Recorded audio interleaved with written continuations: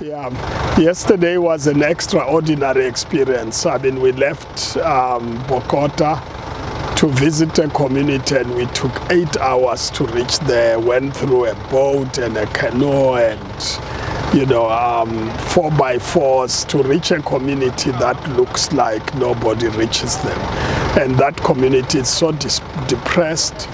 Life is going on, but the pressure on them politically, it's enormous. People have been victims. We heard stories of detainees, people who have been taken to jail for nothing, trials that never take off, and if they start, they never end. And it was a real painful experience to go through. For me, who has gone through the apartheid system, the experience was perfectly the same. What I saw amongst the people is that they are determined to continue with life. The people there, they were so eager for meeting us. They just wanted to share. They wanted to meet people.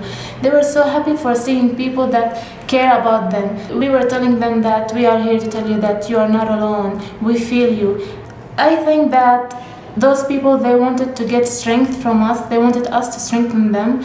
But what really happened for me, that they are the ones who gave me hope. When I went into all these women's meetings, saying things that I'm not supposed to say, and people said, oh my God, she's crazy. Because we say in my language, if you cut a path and nobody follows you, then they call you crazy. Now when I come to these meetings and I see all these women, I know I'm not crazy. Because being there in the community, hearing what the people on the margins of the society were saying, influenced the way we understood the pilgrimage of justice and peace. It influenced the way we interacted with the politicians, because now we were speaking the language of the people on the margins that we met. When we are talking about the issues of injustice, those issues of injustice are felt the most by the people who are on the margins, and these are the people that we visited. So it gave a face to the injustice. What we have learned is that you can be non-violent for yourself, that can be a commitment, but to be non-violent for others is yet another thing. When you see the others suffering, when you see the others being killed, look at Syria, look at Iraq, look at some other places, what is our responsibility? The Mennonite Church in Colombia has been involved in peace work for decades now. For example, what they have done is they said early on, we have to start to document the injustices that are happening here. Killings that are going on somewhere in the bush in a little village. Nobody takes care of it. Nobody is taking records of this. Why don't we start to document this?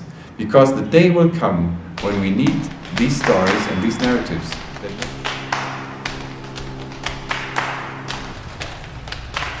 Peoples, clap your hands. Hallelujah. Cry to God with shouts of joy. Hallelujah. For the Lord, the Most High, we must fear. Great King over all the earth. Hallelujah. Hallelujah. Hallelujah. Hallelujah. He subdues peoples under us. Hallelujah. And nations under our feet. Our inheritance of holy is from Him. Into Jacob out of love. Hallelujah. Hallelujah. Hallelujah. Hallelujah. God goes up with shouts of joy. Hallelujah. The Lord goes up with trumpet blast. Sing praise to God, sing praise. Sing praise to our King, sing praise. Hallelujah. Hallelujah.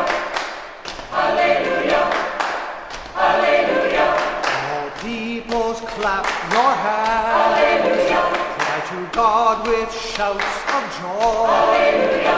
Because we know that we are great King over all the earth. Hallelujah. Hallelujah. Hallelujah. Hallelujah.